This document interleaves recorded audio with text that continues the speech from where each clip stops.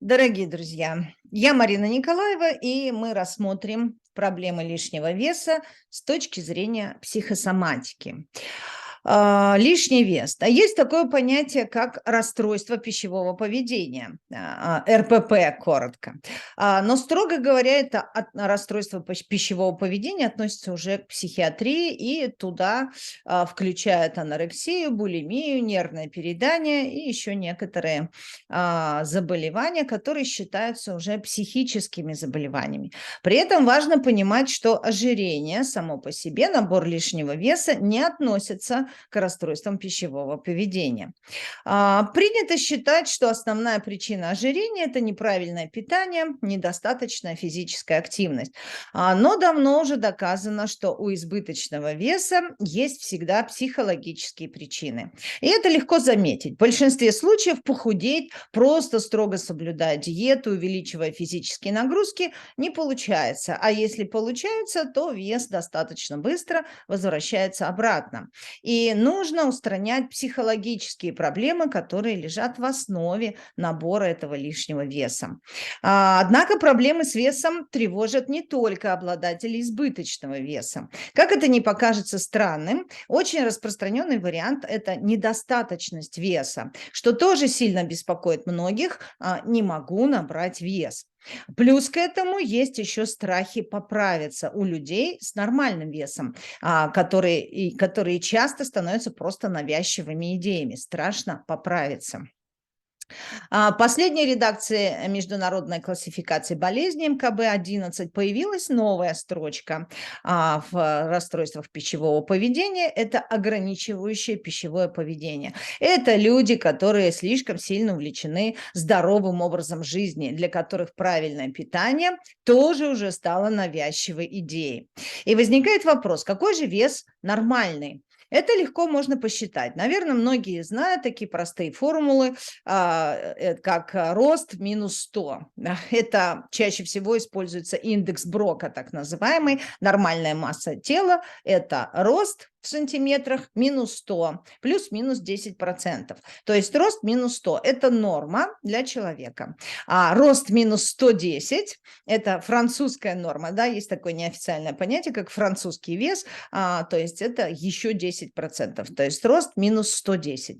Но, конечно, есть более сложные расчеты и подсчеты, которые касаются индекса массы тела. И расчет индекса массы тела определяет, в каком отношении находится вес, рост, потому что здесь соотношение – это не просто вот эти такие понятные нам параметры, а все-таки еще есть масса мышечная, еще есть масса костная. Кроме того, есть зависимость от пола, мужчина или женщина, и от возраста.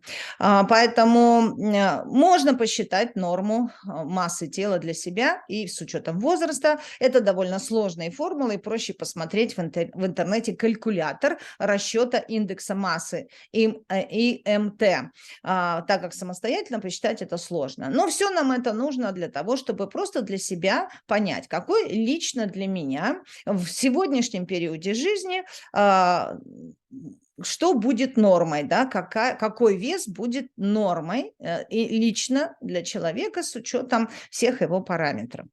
Страх поправиться и набрать вес. Ну, действительно, на самом деле эти страхи, касающиеся веса, набрать вес, страх не похудеть, не набрать вес. И возникает, в общем-то, главный вопрос. Откуда вообще такое пристальное внимание к весу своего тела? Откуда это взялось? И мы сейчас не говорим о том, что как избыток или недостаток веса влияет на физическое здоровье. Конечно, влияет в любом случае. Но мы говорим о психологической составляющей проблемы веса. Считается, что проблемы лишнего веса появились с возникновением промышленного производства еды, когда еда стала доступной.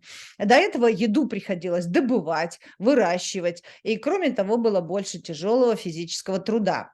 Ожирение считается одной из болезней современной цивилизации. Людям стала доступна высококалорийная пища в больших количествах, при этом снизилась физическая активность, работа сидя в офисе, дорога домой сидя в транспорте, вечерний отдых лежа на диване, конечно, уменьшают потребность в калориях, потребность в еде, но потребление при этом никто не снижает, наоборот, оно увеличивается. Калорийность пищи увеличивается за счет большого количества простых, быстрых углеводов, сладкого, мучного, животных жиров. И вот это все, что я вам сейчас перечислила и рассказала, это официально признанная причина набора лишнего веса в современном обществе.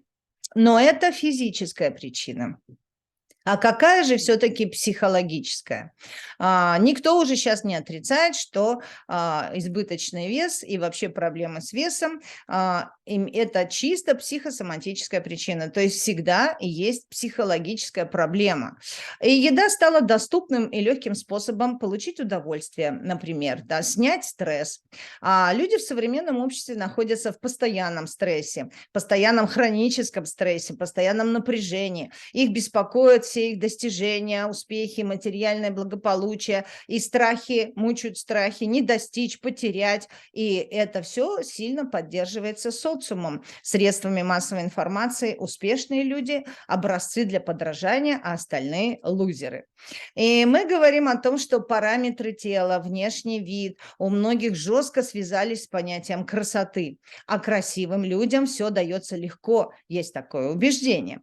Это стойкое убеждение, что когда вес будет нормальным, если вес будет нормальным, все в жизни наладится и придет счастье. И тратится огромное количество времени, денег, сил на приобретение идеального веса. А потом обнаруживается, что счастья-то по-прежнему нет.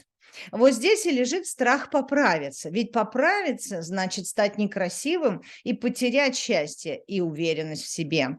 Когда это переходит грань психиатрии, очень тонкая грань между нормой и уже патологией, когда это становится психическим заболеванием. Когда мысли о еде, о своем теле, о его весе, форме у человека постепенно вытесняют все остальные мысли. И когда отношения со своим телом и с едой становятся доминирующими, слишком большими, слишком важными и слишком болезненными. То есть когда это реально начинает мешать обычной жизни человека. Отношения со своим телом. Все-таки главная психологическая причина расстройств пищевого поведения – это отношение к своему телу. И стыд, и чувство вины постоянно сопровождают таких людей, которые слишком озабочены, как выглядит их тело. И выражается это очень просто. Стыд за внешний вид тела и чувство вины за переедание, срывы диет и даже недоедание, то есть постоянные отношения с едой, и здесь возникают чувство вины и стыд за то, как он выглядит, и это постоянно сопровождает человека. Тут и находятся главные психологические причины. Убеждения человека относительно образа себя и своего тела, веса, фигуры, внешнего вида. То есть на телу придается слишком большая важность, слишком большая важность. За этим фасадом там уже не разглядеть личность, качество самого человека, качество личности. И действительно это надежно спрятано за этим фасадом, и человек все свое внимание перемещает на косметический ремонт этого самого фасада. Здесь действуют и работают убеждения. Если я стану худым, моя жизнь изменится. Вместе с весом уйдут и все мои проблемы. Люди любят только тех, кто стройный, и так далее, и так далее. То есть такие убеждения стимулируют человека постоянно строго контролировать, что он ест, постоянно, естественно, он будет срываться. Но он будет считать калории, он будет изнурять себя диетами, физическими нагрузками. В эту сторону идут многие люди. И что же дальше? Есть такая хорошая фраза, как новое стройное тело мешает жить. Очень часто, когда волевыми, титаническими усилиями, путем выполнения всяческих рекомендаций по питанию и тренировками физическими, человек приводит свое тело в состояние стройности и титаническими же усилиями пытается сохранить эту новую форму, это не получается. Вес упорно возвращается обратно. Почему это происходит? Выходят на поверхность проблемы, которые раньше хорошо были спрятаны за этим толстым слоем, за этим фасадом. Например, проблемы в отношениях, которые были плохими или которых вообще не было, но человек оправдывал это тем, что он непривлекательный, поэтому у него ничего не получается.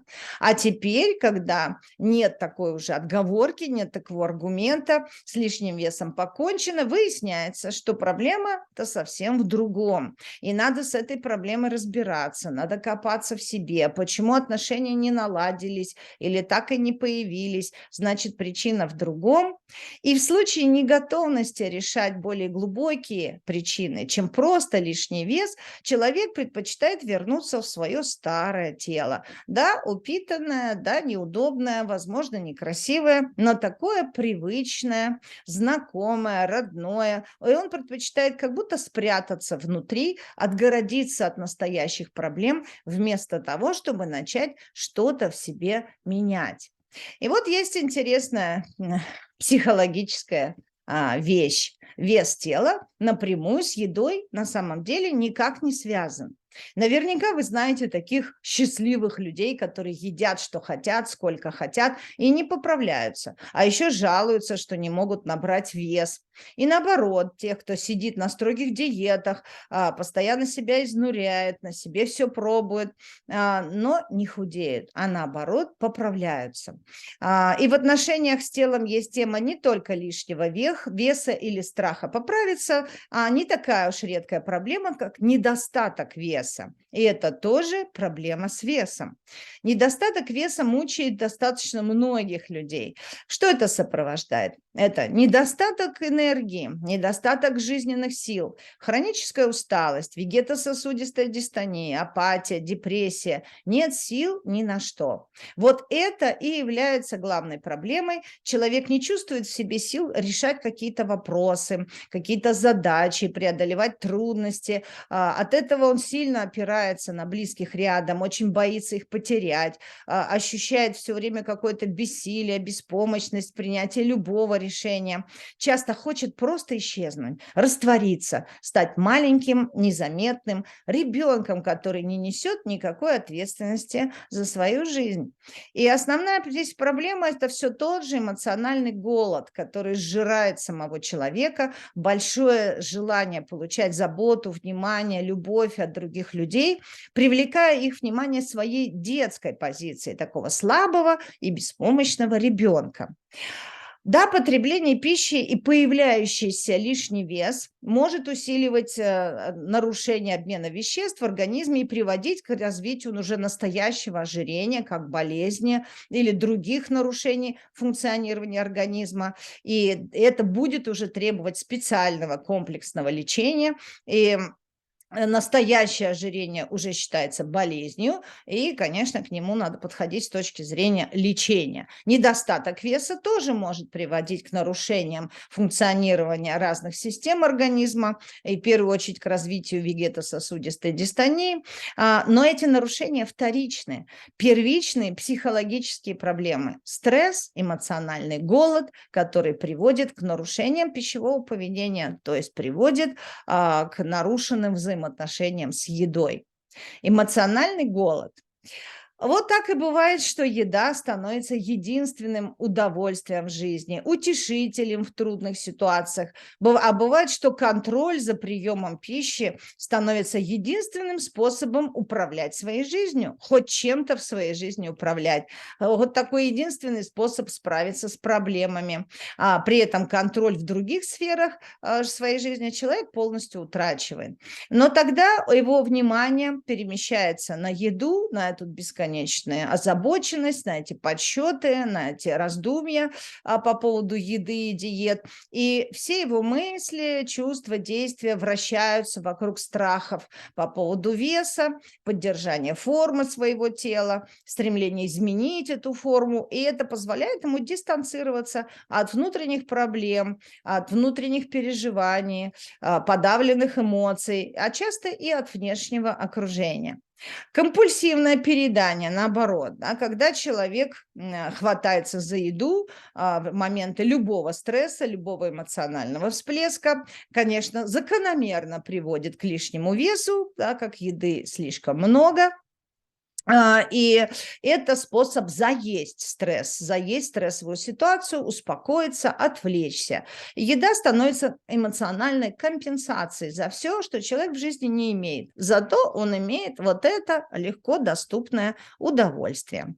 Отказ от приема еды, усиленные изнуряющие тренировки, навязчивая вот эта страсть к разнообразным диетам, булимия, которая может вести к булимии, например, если это заканчивается вызыванием рвоты, к примеру, то это способ справиться тоже с тяжелыми болезненными чувствами. Гнев, обида, тревога, все это мучает человека внутри, но в данном случае таким образом он бежит от стресса. Если там он заедает стресс, да, в компульсивном переедании, то здесь, изнуряя себя всяческими диетами, куда направлено все его внимание на свое тело, он таким образом спасается бегством от стресса.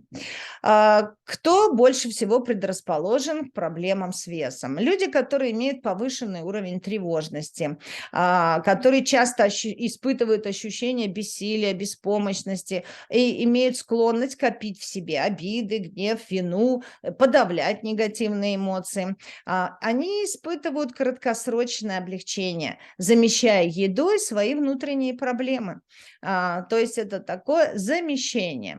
По факту заедается не стресс. Конечно, стресс у нас слишком широкое понятие, слишком общее слово. С помощью еды компенсируется основная потребность. То есть что вызывает этот самый стресс? Нет удовольствия в жизни, какая потребность? Ну, например, там нет в жизни удовольствий. Еда дает быстрое удовольствие, быстрый выброс глюкозы в кровь, гормон дофамин, и человек ощущает чувство удовлетворения, удовольствия и успокаивается. Но эффекта хватает ненадолго, нужна новая доза. И таким образом вот эта эмоциональная зависимость, эмоциональный голод переходит в зависимость от еды. И эта зависимость от еды очень похожа на наркотическую зависимость. Все время нужна новая доза, и эти дозы постоянно увеличиваются. Эмоциональная зависимость – это зависимость от потребности, которую очень хочется удовлетворить, от неудовлетворенной потребности. Например, не хватает любви, заботы, внимания. И это эмоциональный голод. И он возникает, когда важная потребность не удовлетворяется. И тогда она заедается, компенсируется едой, или человек становится одержим идеей стройного веса в уверенности, что вот тогда, когда он будет нормальным, красивым, тогда точно любовь придет в его жизнь. Есть еще такая тема, как перфекционизм. Перфекционизм, низкая самооценка и страх поправиться. Вот это стремление к совершенству, перфекционизм, желание достигать цели любой ценой, причем целей высокого уровня, и должны эти цели быть реализованы в совершенстве. Люди с такими характеристиками имеют свои собственные стандарты. Конечно, они часто ориентируются на какие-то общеизвестные стандарты красоты, но у них еще есть внутренний такой контроль, да, каким внутренний идеал, какими они должны быть в совершенстве.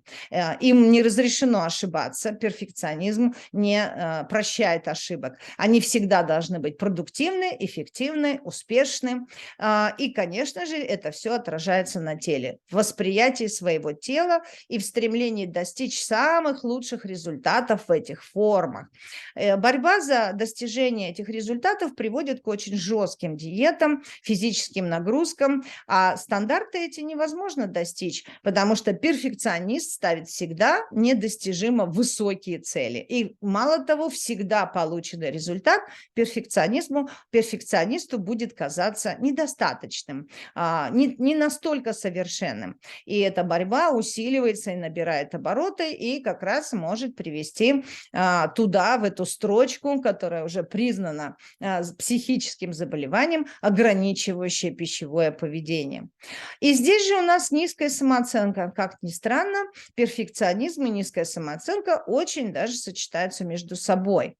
Перфекционизм вырастает на базе низкой самооценки, когда человек пытается вот так своими достижениями, суперуспехами укрепить свою самооценку, поднять свою самооценку. И здесь тоже в перфекционизме лежит эта база, низкая самооценка. Но есть еще отдельно, да, если мы просто рассматриваем человека с низкой самооценкой или даже скорее с комплексами неполноценности, такой человек всегда считает себя недостаточно хорошим, ничего не стоящим, каким-то ничтожеством. И он может тоже использовать контроль над своим телом, контроль веса, питания как способ повышения самоуважения. Вот здесь-то что ж я могу сделать хоть что-то, да, хоть что-то важное, достичь каких-то успехов.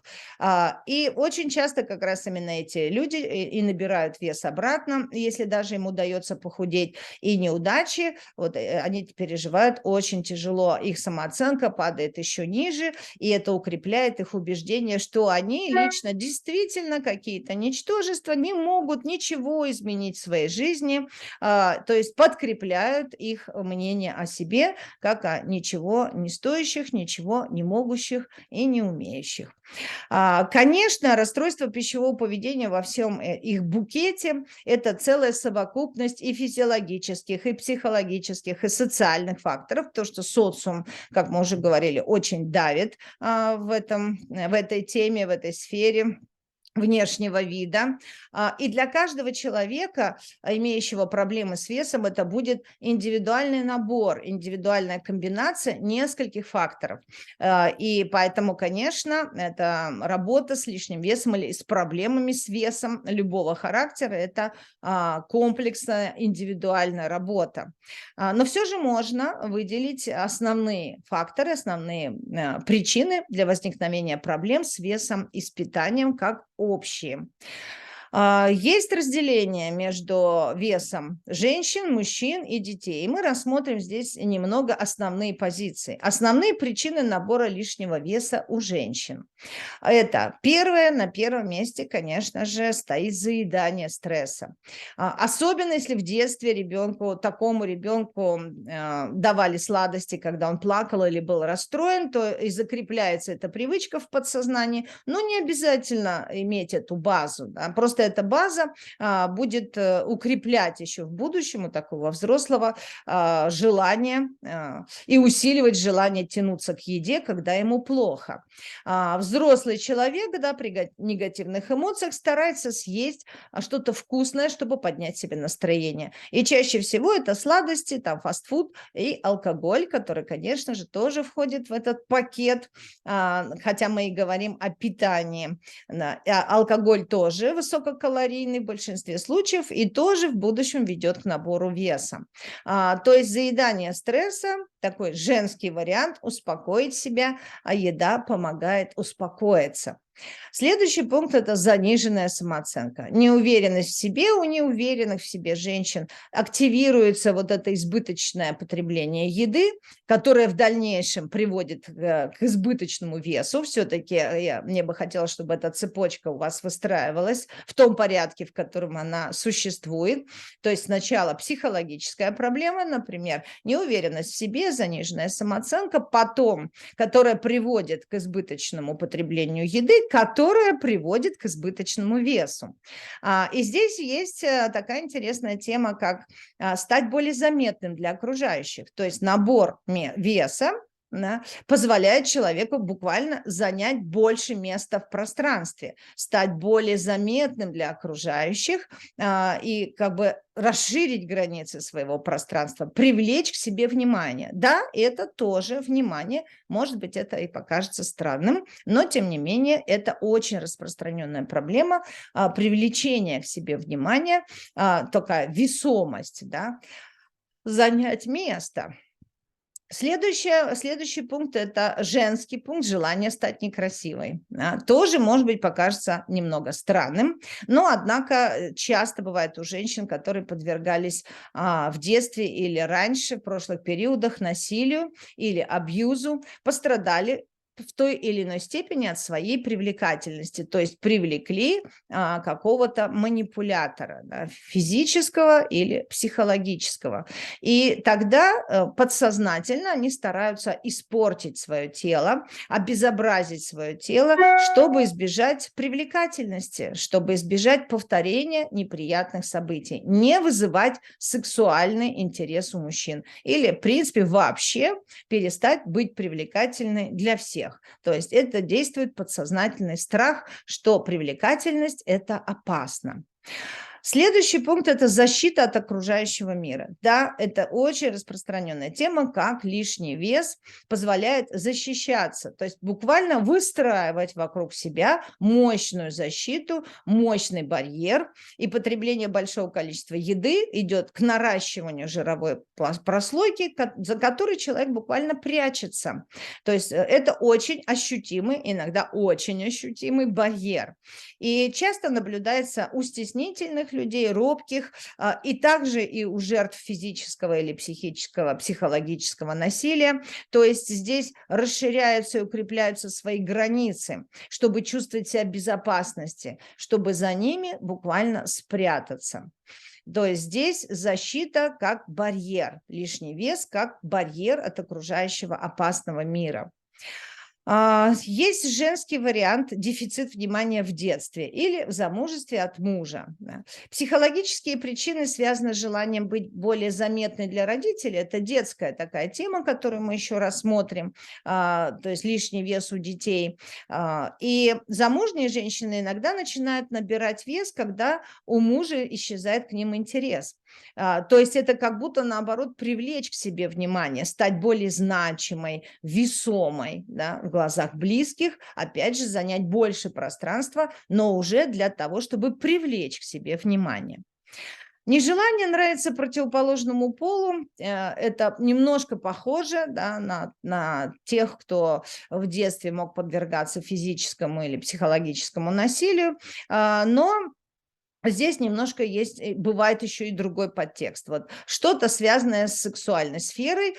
Если в детстве девочки внушали, что это что-то грязное, стыдное, нехорошее, да, когда навязывали такие стереотипы поведения, быть скромной, быть незаметной, не привлекать к себе внимание мужчин, что отношения с мужчинами – это что-то очень плохо, красота и сексуальность – это совсем плохо. И подсознательно девушка начинает менять свое тело, скрывать красоту под слоем жира. То есть быть красивой – это значит быть сексуальной, а это значит это плохо.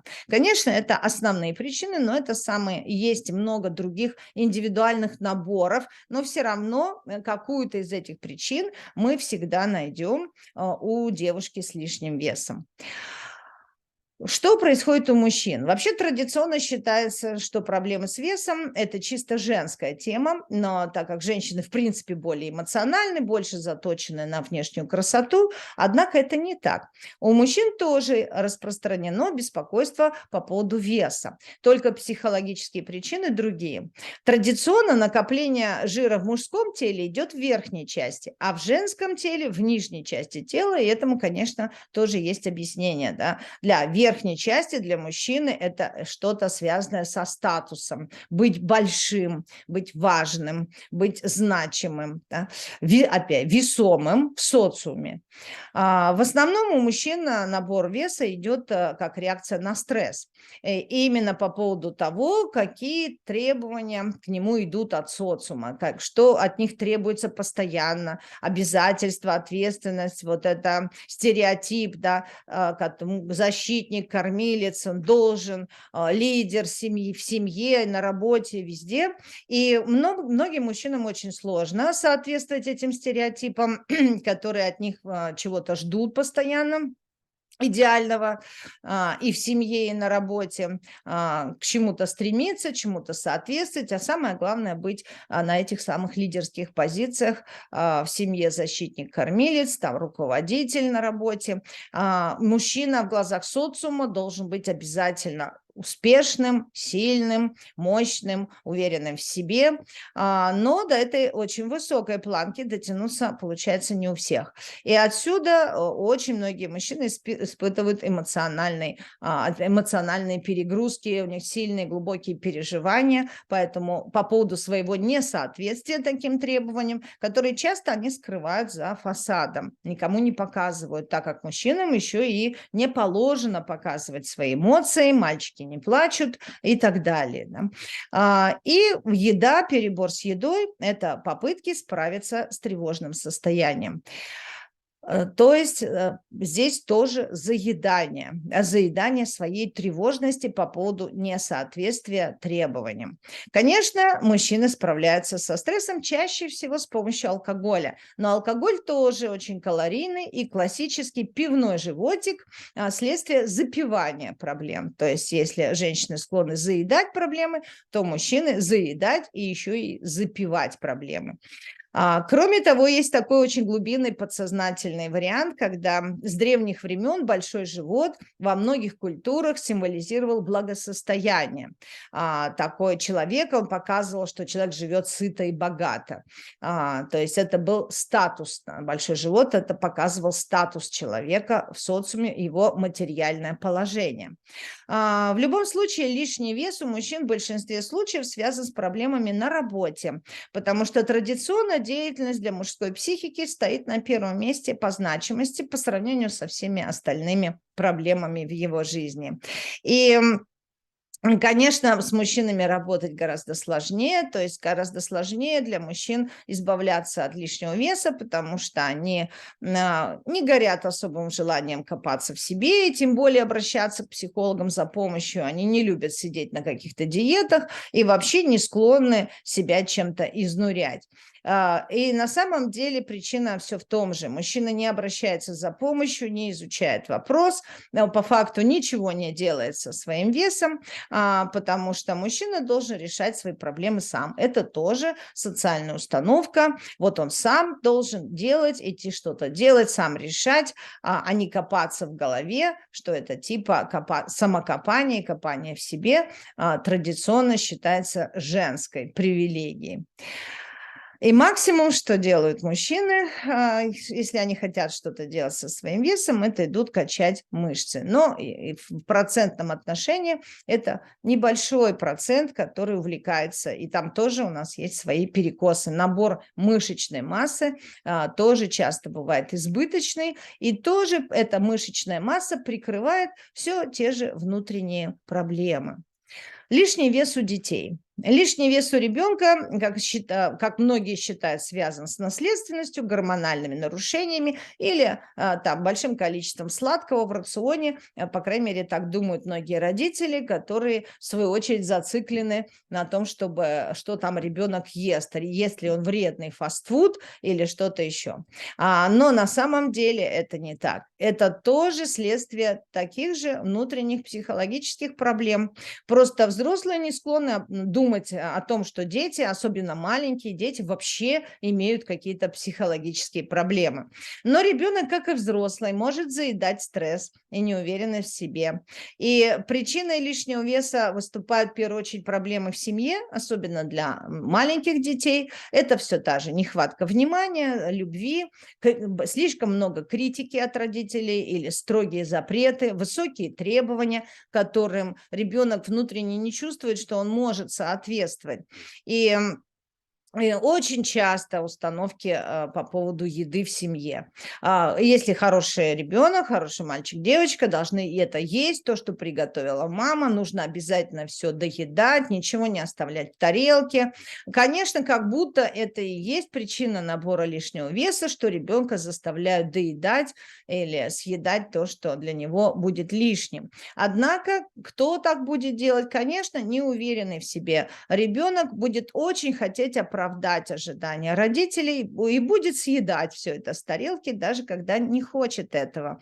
А со временем переедание станет привычкой. И мало того, войдет в позицию «хороший человек должен доедать», «хороший человек не должен выбрасывать еду», ну и так далее, и так далее. Отсюда растет целый букет разнообразных убеждений по поводу еды. Но в базе все равно будет неуверенность ребенка в себе и тревожность, которая сохранится во взрослом возрасте. Да, набор лишнего веса у ребенка тоже часто становится, и это попытка обратить на себя внимание, опять же, занять больше места в доме, чтобы, наконец, заметили. Пускай даже будут ругать и говорить, что это ты там растолстел или растолстела, но на самом деле тебе пора там заняться диетами или чем-то, это плохо, но это внимание, тем не менее, ребенок воспринимает как тоже внимание. Наконец, обратили на него внимание. Пускай это внимание не хорошее, да, но тем не менее это внимание. А у подростков это часто вызвано протестом против всех. Они протестуют против всего, они защищаются. Там у подростков, в принципе, есть весь комплект всего, что мы перечисляли раньше. У взрослых у него действуют все эти внутренние противоречивые конфликты. И на самом деле в большинстве случаев, имея все эти внутренние конфликты внутри, подросток просто выстраивает вокруг себя защиту от всех и прячется за этой жировой прослойкой, как в норке. И, конечно, в базе будет лежать все та же неуверенность в себе и сложности подросткового периода. Серьезная причина с точки зрения психосоматики и психологии – это веса детей, это пример родителей. Конечно, если в семье родители сами такие, да, если они сами заедают стресс, если в семье создан культ еды как единственный способ получения удовольствия, проведения времени, то с большой долей вероятности ребенок будет перенимать эту модель поведения, просто он не научится получать приятные эмоции другим способом. И что наследственность у нас с точки зрения и психосоматики, и психологии? Наследственность – это модели поведения. Да, модели поведения, которые перенимают дети в семье. В данном случае, когда мы говорим о весе, это способ справляться со стрессом, принятый в семье, способ получать удовольствие и способ справляться со стрессом. И, естественно, вырастая в семье, ребенок будет принимать такую модель как правильную, а иногда и единственно возможную. Давайте поговорим, о чем нам говорит распределение веса по частям тела. Да, наверное, самая большая проблема в исцелении, избавлении от веса, от лишнего веса, от проблем с весом – это найти настоящую психологическую причину, которая лежит под этим. Вот это на самом деле главная задача. Как мы ищем? Естественно, мы ищем разными способами, но самый явный, наглядный способ и самый простой, от которого можно отталкиваться – это распределение жира по телу. И да, мы можем судить об эмоциональных проблемах, о психологических проблемах по месту, где накапливается жир. И иногда это проще выйти на настоящую причину веса через часть тела, которые поправились. Человек неосознанно накапливает жир в той части, где он чувствует себя самым уязвимым. И давайте посмотрим немного по частям тела, по общим характеристикам, что скрывается за поправившимися частями тела. Щеки, полное лицо. Это такое лицо, вообще-то главный фасад личности, да, это первое, что мы видим в человеке. И полное лицо – это такой знак, опознавательный знак слишком доверчивых людей, таких немного наивных, которые не могут принимать самостоятельно решения, которые часто сталкиваются с предательствами, с обидами, с нарушенными ожиданиями. И, конечно, это люди с низкой самооценкой, это больно бьет по их самооценке, они стараются слушать внимательно мнение других людей и желательно под это мнение подстраиваться. То есть полное лицо – это подстройка под других людей и достаточно большая зависимость от чужого мнения. Шея, загривок, так называемый, горб на спине. Жировые отложения, шея, спина, верхняя часть – это следствие глубокого чувства вины. Человек не может себе что-то простить из прошлого, считает, что постоянно неправильно и поступал, и поступает, постоянно испытывает чувство вины. И именно такие люди все время и тащат кого-то на своей шее. И для этого им нужно там плотное место, чтобы выдерживать такую нагрузку. Второй подбородок появляется при недосказанности или страхах выразить свои мысли вслух. Это такая своеобразная защита от окружающих, свойственно людям, которые боятся завязывать отношения с окружающими, робкие, стеснительные, сильно боятся осуждения. Они как будто под этим опускают все время голову, прижимая подбородок к груди. Им хочется опустить голову, чтобы не сталкиваться с людьми. Достаточно трудно общаться в такой... У них есть трудности в выстраивании теплых гармоничных отношений. Жировые отложения в области плеч и верхняя часть спины, лопаточная часть, связывают с грузом прошлого. Человек продолжает нести на себе что-то из прошлого, за что он не может себя простить. Он тащит на себе все эти старые свои обиды, накопленные переживания, эмоции, которые давно в прошлом, которые давно надо отпустить. И здесь же в лопаточной зоне у нас лежит страхи предательства, страх удар в спину. Да, такой человек как будто все время боится и ждет этого какого-то удара в спину, какого-то предательства. Плечи и руки. Полные плечи и руки – проблемная зона людей, которые стараются держать все под своим контролем. Скорее всего, такого человека в детстве очень много требовали, и он своим контролем стремится выполнить все эти требования. У него высокие требования и к себе, и к другим людям, и этот контроль его выматывает. И это постоянное эмоциональное напряжение не дает ему наслаждаться жизнью, получать удовольствие от жизни.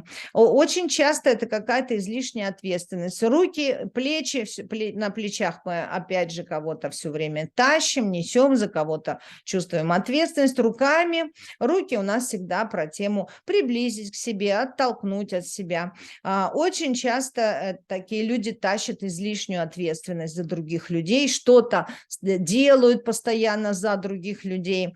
И здесь много нелюбви к себе, много желания быть хорошим, полезным для других людей. И часто в базе лежит какая-то отвергнутая или неразделенная любовь, или какие-то проблемные отношения, но отношения женско-мужского плана. То есть это про любовь. Хотя мы часто расширяем тему отношений не только про женско-мужские отношения, а про детско-родительские отношения с друзьями и вообще отношения с людьми. Такой человек как бы очень хочет приблизить, хочет обнять, приблизить к себе любовь, но одновременно очень боится это сделать и очень контролирует это, и одновременно приближает, и одновременно отталкивает, потому что уверен, что у него не получится получить настоящую любовь. Жировые складки на спине в области поясницы. Показатель чувства вины, стыда. Вот здесь больше скапливается стыд за свои поступки, проступки, ошибки. Поясница, в принципе, всегда нагружена темой ощущения какой-то внутренней несостоятельности. Неважно в какой сфере, но из серии «я недостаточно хорош», «я несостоятелен» или «несостоятельна», «я не могу это сделать», «я не могу это тащить на себе». Да? И поясница заставляет человека сгибаться, пригибаться и под тяжестью каких-то своих собственных нереализованных желаний, и человек накапливает здесь вот эти складки. В основном он винит себя и стыдится себя за то, что он чего-то не может. Грудь. да, грудь, женская грудь, но, собственно, это же относится и к мужской груди, если таковая вдруг выросла, то есть жировые складки на месте груди у мужчин, но все равно это тема материнства. Грудь все-таки имеет у нас совершенно явную направленность, это материнство, хочется все время кого-то кормить в прямом и в переносном смысле, это такие мамочки, да, выкармливать, заботиться, опекать, спрятать на груди.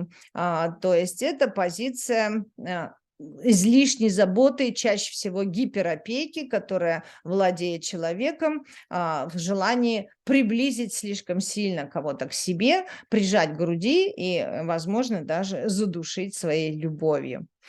В целом распределение жира в верхней части тела это практически всегда в разных вариациях, как вы видите, является отражением повышенной ответственности за окружающих. Все на окружающих, стремление помочь всем, что-то сделать для других. Конечно, ради того, чтобы получить потом в ответ что-то, но, как правило, это никогда не получается получить что-то в ответ. Но человек старается и старается, нагружает себя ответственностью, обязательствами за других и очень часто в ущерб своим интересам. Живот. На животе здесь образуется буквально огромная прослойка, часто целая броня, потому что живот – это жизнь. В животе у нас скоплены все жизненно важные темы для каждого человека, что очень глубинное, очень сокровенное, настоящие желания, свои собственные цели, что-то про себя. Истинный я, настоящий я у нас прячется в животе. И здесь в животе большое количество нереализованных идей. Ведь действительно живот в аналогии с беременностью, да, когда там что-то растет, да, там что-то созревает. А что созревает у нас в животе? Конечно, свои собственные желания, свои собственные идеи, которые человек носит в себе, буквально вынашивает, но никогда не рождает наружу. Для женщин это часто может быть связано с проблемами мать-ребенок. Но мы, конечно, расширяем эту тему и делаем ее более метафорической. В принципе, это что-то вынашивается, все настоящее, что по-настоящему хочет человек в своей жизни, все эти «хочу», все эти его собственные настоящие желания и цели скапливаются в животе.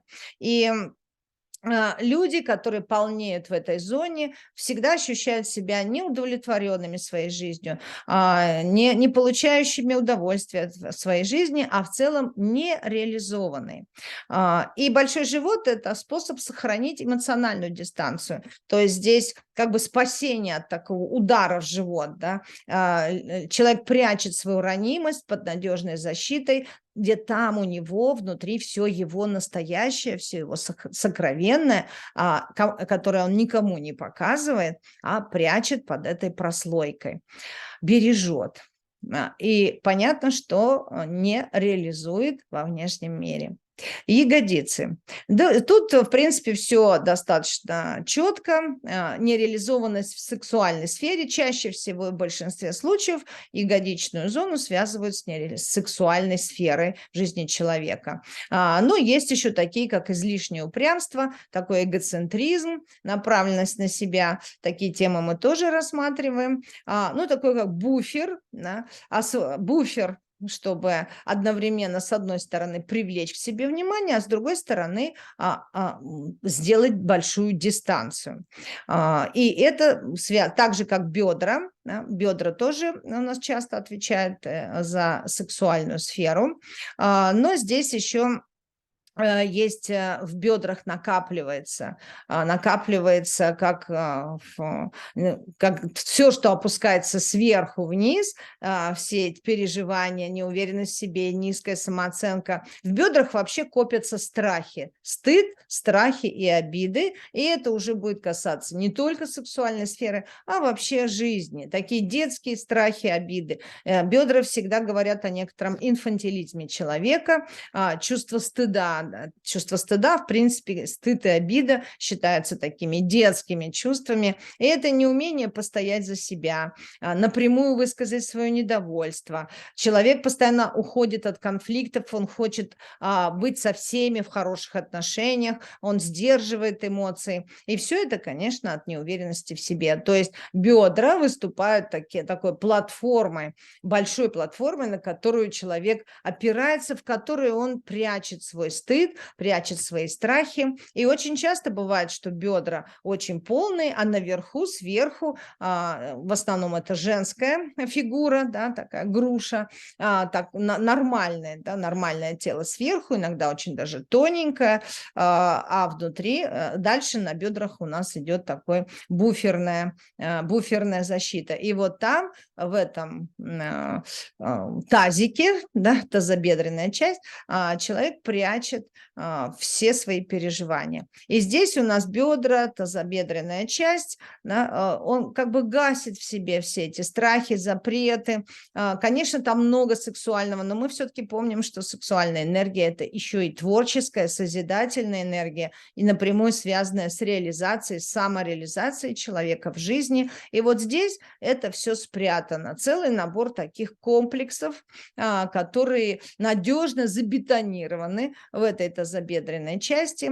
Там же забетонировано его настоящее желание, настоящее «хочу», настоящие цели, чтобы человек, как бы он хотел жить. Это даже не какая-то конкретная цель, а в бедрах закопаны и прикрыты, в общем-то, весь целый образ жизни, может быть, как человек на самом деле хочет жить, как бы он хотел жить, но как он не живет на самом деле в реальности. Часто тазобедренную часть связывают с браком, семьей, и вот эти ляжки, да, знаменитые, дают как бы дополнительную защиту от соблазнов. Да. Есть такая тема, что с одной стороны женщина таким образом старается сделать себя непривлекательной для других мужчин. Это может показывать о том, что у нее есть соблазны смотреть и на других мужчин, находясь в браке. А и другая тема, когда она хочет стать непривлекательной для мужа, потому что вообще не хочет уже больше с ним никакой сексуальной связи, и здесь тогда накапливается у нас буфер для того, чтобы стать непривлекательной для мужа. Галифе, тоже женская в основном тема, жир ниже, да, на верхняя часть бедер.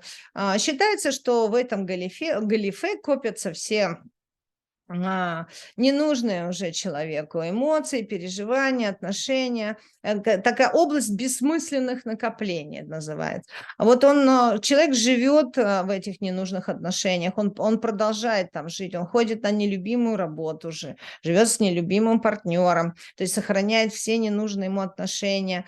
И место, где хранятся неприятные эмоции, чаще у женщин, потому что туда они запихивают все свои эмоциональные выплески, эмоциональные хотелки, как бы она хотела жить, но не может себе позволить жить. Но, тем не менее, считается как резерв, эмоциональный резерв, как вот организм копит жир для случая какого-нибудь голода. Галифе также копит там эмоции, которые вдруг могут понадобиться в голодный год. И галифе считается, что худеют в последнюю очередь. Очень трудно действительно похудеть именно в этих местах. Организм держит какой-то баланс, жир в метафорическом плане, да, эмоциональный запас на случай, что когда-нибудь все-таки эти эмоции понадобятся, и их можно будет выпустить. Голени, колени и голени. Человек выбрал не ту дорогу в жизни, по тем или иным причинам не имеет возможности развиваться, не идет туда, куда он хочет, принимает не свои решения, двигается не к своим целям, так как это ноги, а ноги у нас движение, саморазвитие, то есть ноги всегда говорят о том, что человек, куда он идет. То есть куда он идет, к каким целям он идет, как он развивается, как он двигается по жизни. И если здесь у нас накапливается жировая прослойка, человек не идет туда, куда он хотел бы идти, а идет, куда надо идти.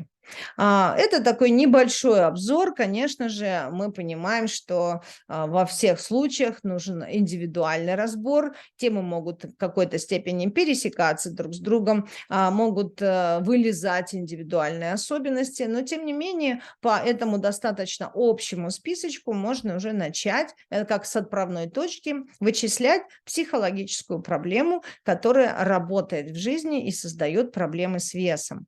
Понятно, что похудение, да, поддержание веса тела в норме и вообще все эти проблемы с весом связаны с проработкой психологических причин. И все это возможно только после тщательной работы, и лучше с психологом, которые помогут найти этот корень и разобраться в себе. И когда мы говорим, что делать, конечно, я тоже всегда рекомендую работу с психологом, просто по одной простой причине, что вес – это та тема, которая редко доходит до головы самостоятельно. То есть достаточно сложно самостоятельно докопаться до настоящей причины, но это еще не самый сложный этап.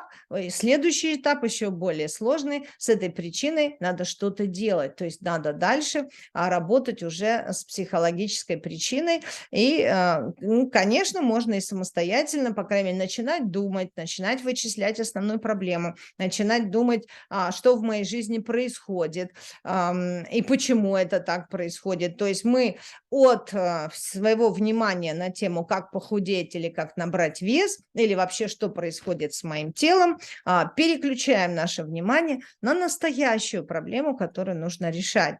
И конечно, мы здесь говорим, что полнота, допустим, или недостаток веса могут быть, в свою очередь, причиной других настоящих болезней. И в этом случае, конечно, нужно сделать обследование, чтобы понять, какие могут быть запускающие заболевания для изменений веса. И да, но если даже, например, есть реальное заболевание, которое дает как следствие вес, проблемы с весом, то и в этом случае психологические темы на самом деле остаются и имеют определяющее значение в лечении в любом случае. То есть нам только здесь мы подключаем еще психосоматику первичного заболевания. Поэтому психологическая работа по-любому нужна. И лучше всего начинать, если в самостоятельном режиме начинать, то лучше всего начинать с работы своим поведением в стрессе. То есть задавать себе вопросы, да? Что я делаю в стрессовых состояниях, в какой момент тянется моя рука к еде, что в этот момент происходит в жизни. Да? Формы поведения в стрессовых ситуациях, вот это то, с чего обычно мы начинаем эту работу, потому что все-таки основная причина – это стресс и стрессовые ситуации. И когда мы начинаем разбираться, какая модель, какая привычная модель для человека поведения в стрессе, тогда мы можем уже понять, что из этого выросло, какое пищевое поведение выработалось на основании вот этой модели, как я справляюсь с стрессом. И здесь мы так или иначе сначала разбираем общие причины, которые мы примерно перечислили, мы пытаемся понять, от чего человек прячется за этой жировой прослойкой или чего он боится, если он беспокоится о недостаточности веса, и чего он боится, если он боится поправиться, если у него есть страх поправиться, то чего на самом деле боится этот человек. И чтобы мы переключаем, конечно, сразу внимание с поиском бесконечных вопросов, что делать с этим телом, на работу со своей личностью, на работу с внутренними конфликтами, над тем, что происходит внутри нас, не снаружи нас. Да. Мы переключаем внимание с тела, которое находится снаружи, на проблемы, которые находятся внутри. И как же работать, да, с проблемами с весом? Здесь можно обобщить, как я уже говорила, самое главное и самое сложное в этой теме – найти главную психологическую причину и потом уже способы ее ее решение. И здесь общие фразы уже не будут работать дальше, да, про заедание стресса или компенсация удовольствия от жизни, потому что нужна конкретика. Здесь мы уже копаем до очень конкретных тем, что мы заедаем, в чем состоит стресс, что это за конкретные ситуации. И, конечно, мы еще рассматриваем условные плюсы, ведь кроме минусов проблем с телом есть еще условные плюсы, так называемые вторичные выгоды. И что дает человеку, да, что человек получает с помощью своего веса, от чего он избегает, а что он может избежать с этой помощью, да, от чего он отгораживается, что ему совсем на самом деле и не хочется делать. Конечно, ведь проще сказать, что у меня нет отношений в жизни, потому что у меня есть избыточный вес, и поэтому я там непривлекательна, да, и не могу построить отношения. Это гораздо проще так сказать, чем на самом деле разбираться, а почему проблема в отношениях, почему не получается построить отношения, где есть внутренняя проблема, внутренний блок или ограничивающее убеждение, которое мешает построить гармоничные отношения. И эта работа гораздо более трудная, чем борьба с лишним весом. И наверняка уже многие слышали, мы сейчас об этом говорили, о таких понятиях, как эмоциональный голод и отношения со своим телом. Вот это главные темы, с которыми мы работаем, но это тоже слишком общие слова. Конечно, необходим индивидуальный разбор жизненных ситуаций, чтобы вычислить главную проблему и начать процесс ее исцеления. Но, тем не менее, эмоциональный голод и отношения со своим телом – это основные темы. У меня есть тренинг или онлайн-практикум, как я это называю, как справиться с проблемами веса. И, например, мы на этом практикуме работаем по совершенно конкретным темам. Обычно это 3 встречи. На первой встрече мы ищем настоящую психологическую тему. На второй встрече мы начинаем работать с этой основной психологической темой, разбираем вторичные выгоды, иметь то тело, которое есть сейчас. То есть мы разбираем психологическую тему со всех сторон. А на третьей встрече мы налаживаем контакт со своим телом и формируем образ себя, потому что отношения со своим телом – это главная проблема. Какие у нас отношения со своим телом, как бы оно ни выглядело, эта тема очень-очень важна в теме веса. И всего за 3 встречи практикума вы сможете понять, в чем настоящая проблема, найти пути выхода и запустить процесс избавления от проблем с весом на длительный срок, потому что мы работаем с психологическими причинами, а вес меняется уже как вторично, да, как следствие этого. И вы сможете наладить контакт со своим телом, научиться слышать его сигналы и, наконец, начать процесс принимать и любить себя. Понятно, что мы начинаем эти процессы, и за 3 встречи вряд ли кому-то удается прямо полюбить себя, но, тем не менее, мы начинаем этот путь, и мы запускаем этот процесс, и этот процесс всегда приводит к результатам. И тема эта непростая, поэтому на своих тренингах я всегда сопровождаю каждого участника, и я делаю общие встречи в Zoom, где мы это все обсуждаем, отвечаем на все вопросы, подводим итоги. И здесь же на моих тренингах предусмотрены бесплатные индивидуальные консультации, потому что тема действительно это сложна, и с ней надо работать, в том числе индивидуально. Но, тем не менее, такой практикум, как справиться с проблемами веса, позволит вам начать этот процесс и начать процесс работы с собой. И кто готов начинать работать с собой, а не бороться со своим весом, те приходят на мои тренинги, и мы начинаем процесс исцеления. И поэтому я всех приглашаю